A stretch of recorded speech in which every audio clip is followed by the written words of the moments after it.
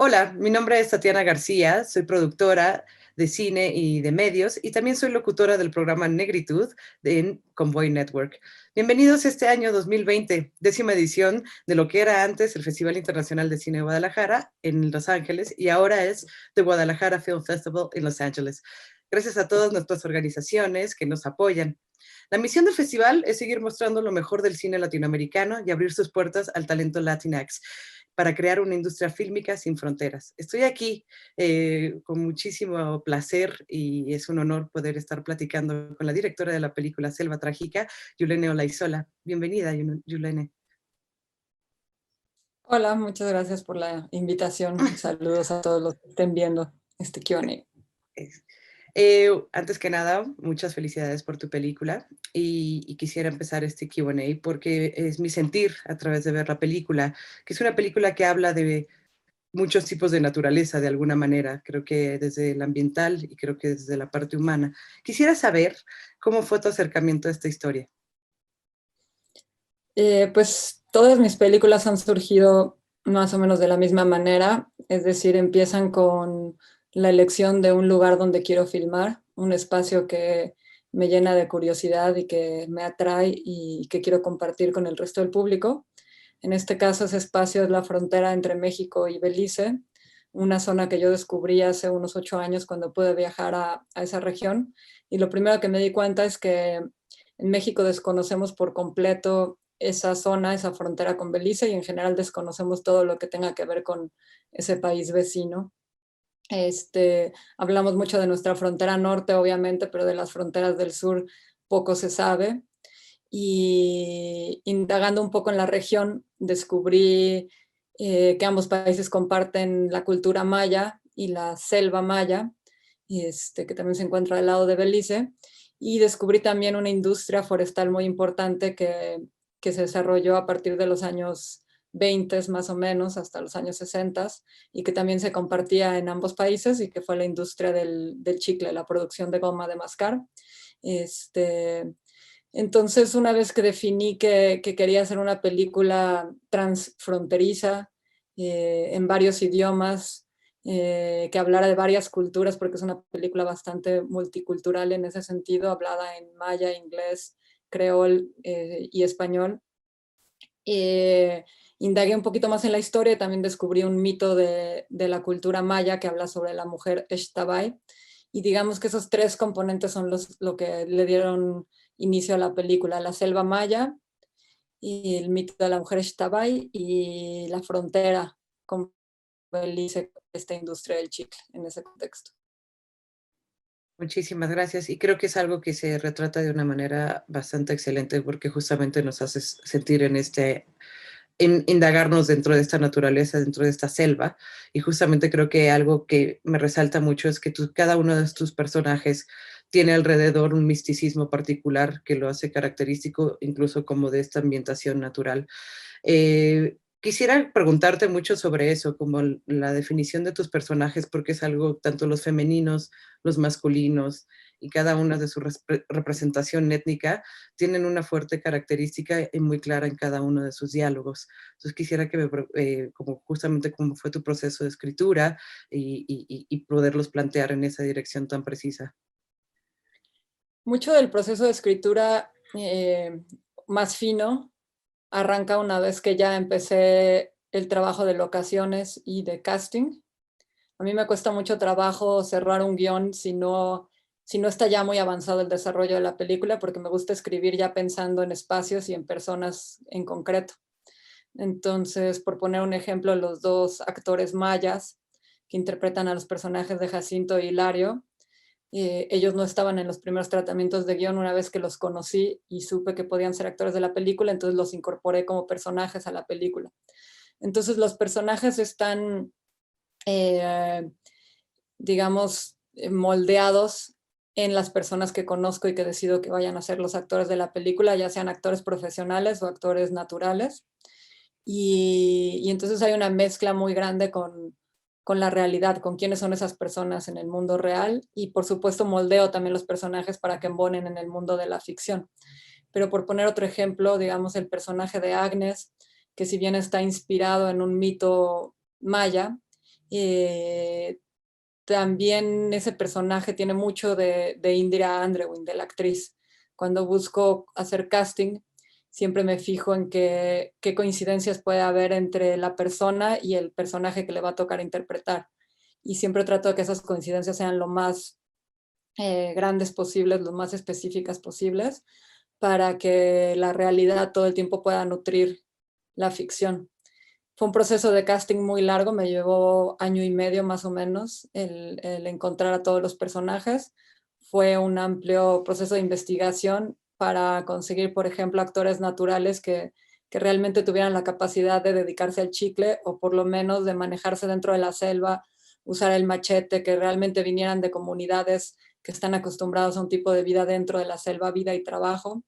Hay un gran porcentaje de actores naturales en la película y tenemos un porcentaje pequeño de actores profesionales mexicanos. Está el caso de Dale Carley, que es americano, y también tenemos todo un grupo de actores beliceños. Maravilloso, y me encanta porque como te decía en un principio, la inmersión, creo que por la parte de la audiencia, por lo menos mi experiencia fue justamente meternos a este mundo evidentemente natural y que parece de alguna vez ajeno, pero es una inserción súper rápida. Y también creo que me gusta muchísimo tu planteamiento desde a partir del género y cada una de las simbologías de género que hay desde tu personaje femenino y su interacción con otra mujer y después cómo se va desarrollando en este nuevo mundo y también tus personajes masculinos y cada uno. Entonces me gustaría saber si eso fue una parte de tu proceso dentro de los personajes, estas simbologías de género. Sí, en algún momento tenía claro que la película quería que hablara del encuentro de una mujer que termina perdida en la selva con este grupo de hombres, con este grupo de chicleros.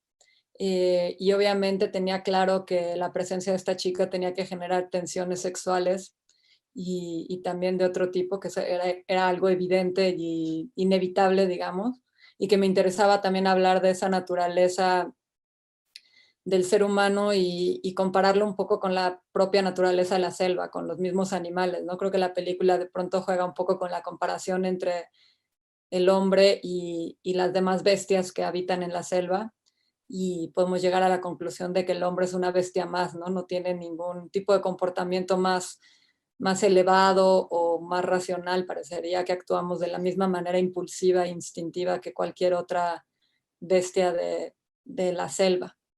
Esa era un poco como mi premisa o una de las ideas que quería plantear. Sin embargo, quería plantear todo esto a través sobre todo de la atmósfera, las miradas, el comportamiento, y no necesariamente a través de los diálogos.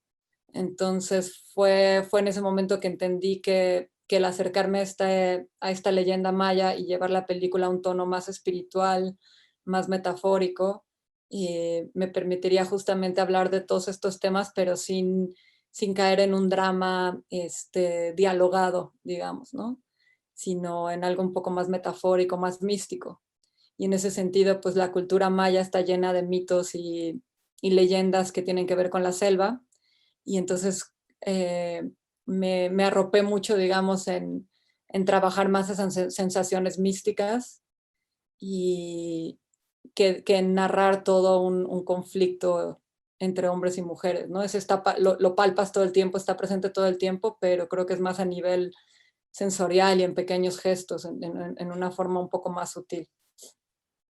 Absolutamente. Em, Creo que a lo largo de tus trabajos siempre hay como una definición muy clara y un camino muy claro. En Selva Trágica, una de las cosas que me llama mucho la atención es como que aborda a la vez varios géneros y es un género en sí misma. Y es algo que quisiera que me contaras, porque parecería ser por unos instantes un thriller y a la vez un Ujú. drama, pero de repente tiene estos juegos interesantes y también observacionales. Que me contaras un poquito sobre eso. Claro.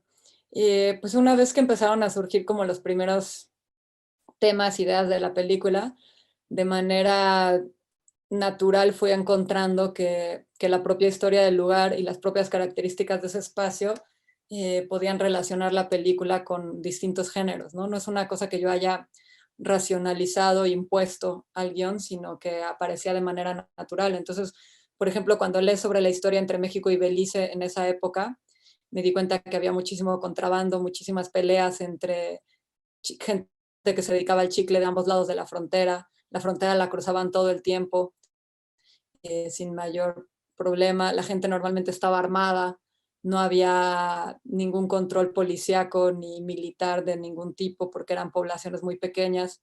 En medio de la selva se vivía casi como una especie de viejo este, ¿no? De Wild Wild West, pero en el este, en la selva.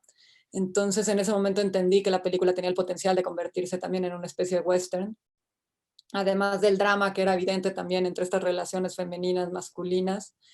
Eh, una cosa también de aventura y de viaje al corazón de las tinieblas, digamos, al corazón de la selva, también era evidente que estaba ahí latente. Y por último, quizás mi toque más personal, que es algo que suelo hacer en todas mis películas, que es dotar a las locaciones o esos espacios de vida y trabajar con esos espacios como si fueran entes, sí, como con vida propia, ¿no? Entidades complejas y completas. Entonces, en ese caso, pues es donde me dedico también a observar y transmitir las sensaciones de vivir y trabajar dentro de la selva de manera sensorial y muy vivencial. Entonces sí, la película mezcla un poco estas posibilidades de género y también un toque obviamente de fantasía o de misticismo que tiene que ver a la hora de haber descubierto esta leyenda.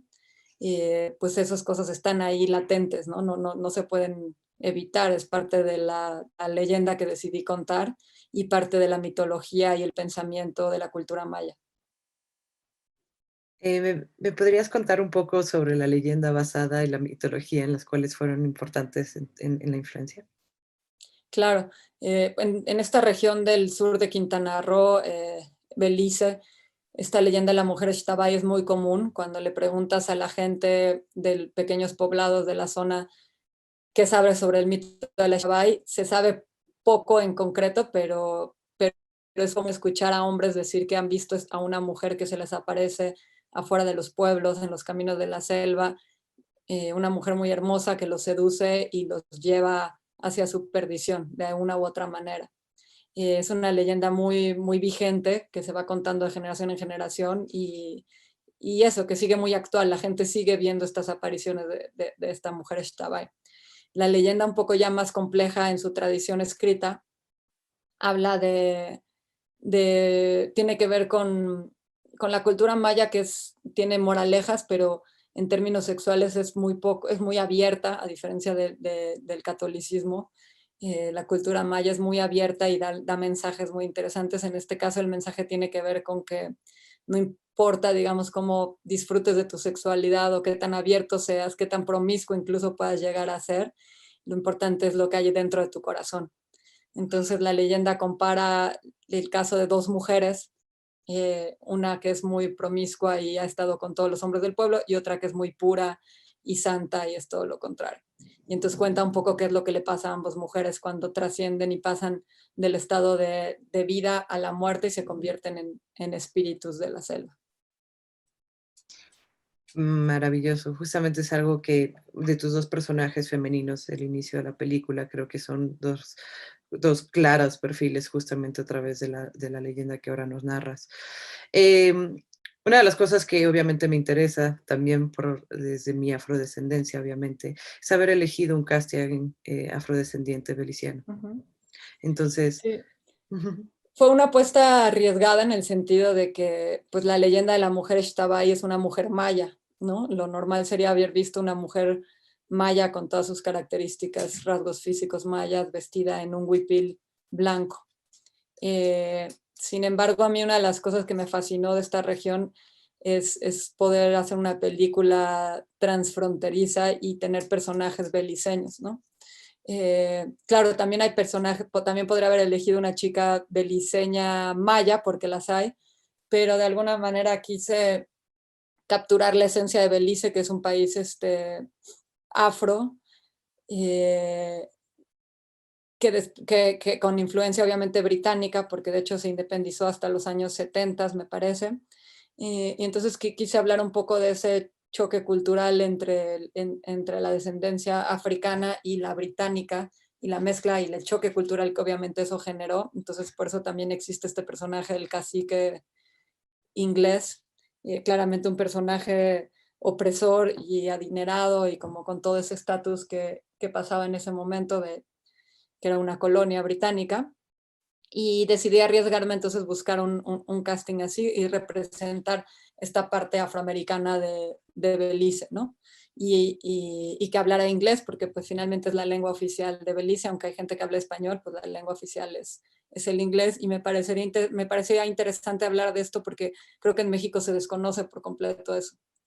La mayoría de la gente que conozco no sabe nada de Belice, ni sabemos que es un país que habla inglés, etcétera, ¿no? Entonces, pues tomé un poco ese riesgo para tratar de generar esta multiculturalidad y hablar de, sí, de todo eso que se comparten entre dos fronteras que parecería que somos dos países muy separados, pero en realidad estamos divididos por una frontera porosa que es un pequeño río, que prácticamente no hay frontera entre ambos países, ¿no?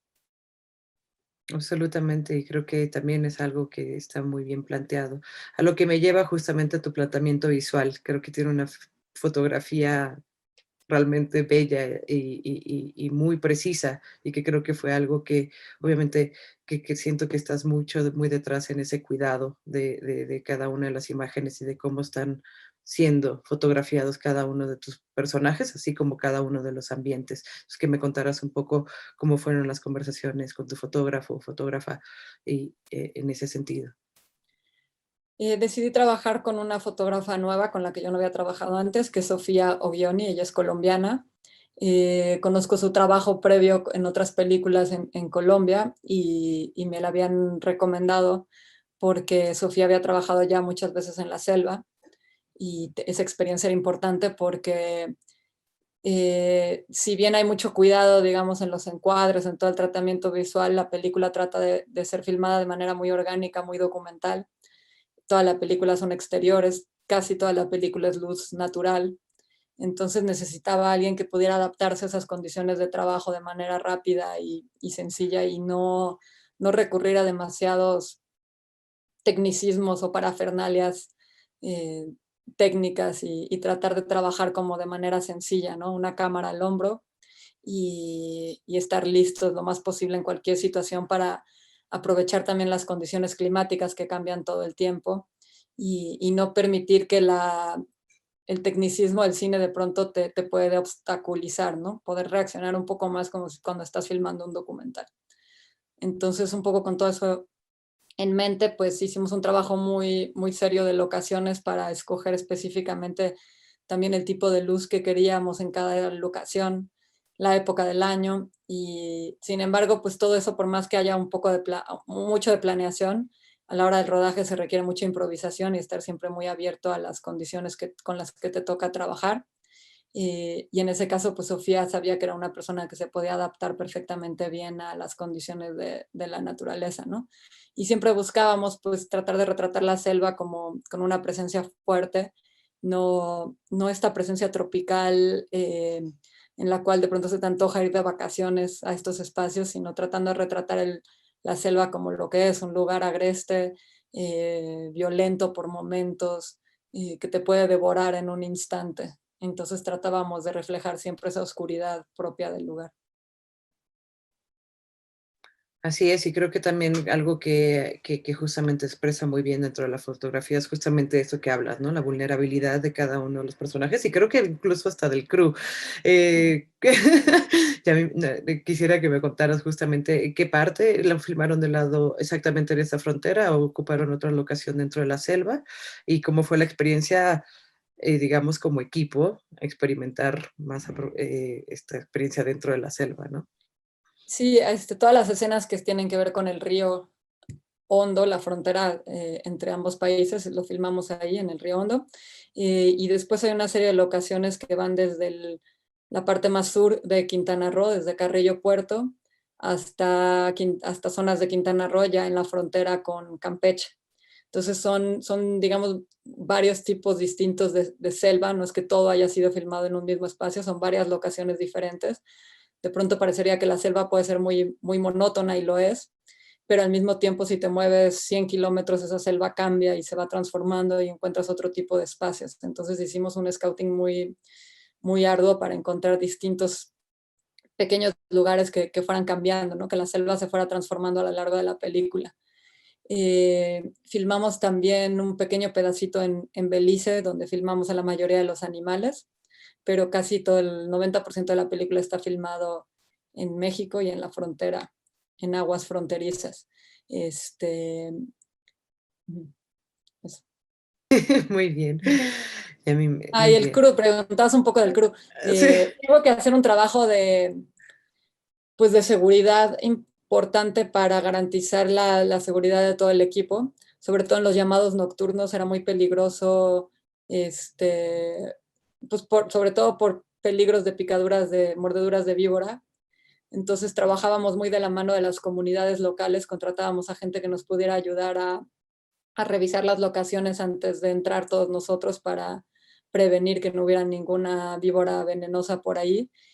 Tuvimos que tomar también personas del equipo de producción un curso de administración de suero antiviperino en caso de que alguien resultara mordido, poder reaccionar a tiempo y tener el tiempo suficiente para llegar a una clínica, porque estábamos a veces a 2 o 3 horas de distancia de una clínica donde te pudieran atender. Entonces, pues todo eso implica eso, tener muchos cuidados a la hora de trabajar, ¿no? Sobre todo para los que venimos de la ciudad y no estamos acostumbrados a fijarnos por dónde pisas en cada instante, ¿no? claro, sí, ya. Solamente me puedo imaginar y me pongo nerviosa, querida. Eh, el proceso de este año pandémico, que es bastante terrible para muchas situaciones, ¿cuál ha sido el curso de Selva Trágica para poderse estrenar y dónde podremos tener más acceso en adelante de la película? Pues sí, a pesar de la pandemia, tuvimos que de hecho terminar la película durante la pandemia, muchos de los procesos de postproducción se hicieron ya durante la pandemia, algunas cosas trabajando a distancia y otras presenciales, pero reduciendo la cantidad de equipo con la que trabajas. Entonces, definitivamente, pues sí, la pandemia le pegó a la película, pero no por eso la frenó, nada más la retardó un poquito. Y tomamos la decisión de, a pesar de que eran épocas difíciles, pues avanzar con la exhibición de la película, la proyección en festivales. Eh, Creo que tomamos la decisión correcta porque en algún momento parecía que esta pandemia iba a pasar después de 3 meses, pero ya nos dimos cuenta que no, y creo que esto va a seguir afectando a los festivales incluso el próximo año. No está muy claro cuándo se va a llegar realmente a una normalidad absoluta. Entonces, pues Selva se estrenó en el Festival de Venecia y a partir de ahí ha estado en muchos festivales, en algunos de manera virtual nada más, en otros de manera híbrida, presencial y virtual. Y estaremos buscando a partir del próximo año el mejor momento para estrenar en México y esperemos también llegar al resto del mundo, probablemente a través de plataformas digitales, que es ahorita, creo, el mejor panorama por lo que estamos enfrentando, ¿no? Es difícil pensar en una exhibición en cines en todo el mundo o en varios territorios, y creo que las plataformas ahorita pueden ser una gran alternativa. Definitivamente. Me comentas que estuvo en el Festival de Venecia, que, que no fue hace tanto. Quisiera que me contaras un poquito sobre la recepción en el festival. Pues bueno, de entrada fue muy especial porque era el primer festival que se llevaba de manera Ujú. presencial después del cierre de 3, 4 meses que se canceló Cannes, Locarno, este, eh, etcétera. Y Venecia pues se tomó el riesgo y sí, todas las medidas para que se pudiera llevar de manera presencial. Era la primera vez que estuvimos ahí como equipo, nada más estábamos los dos productores, Rubén y más Pablo Simbrón y yo, y la actriz Indira Andrewin. No pudimos ir más gente del equipo por obvias razones de la pandemia, pero fue muy especial, por ejemplo, poder ver la película juntos, sobre todo con Indira, que no había visto absolutamente nada de la película y no la habíamos visto a ella en 2 años desde que habíamos terminado el rodaje.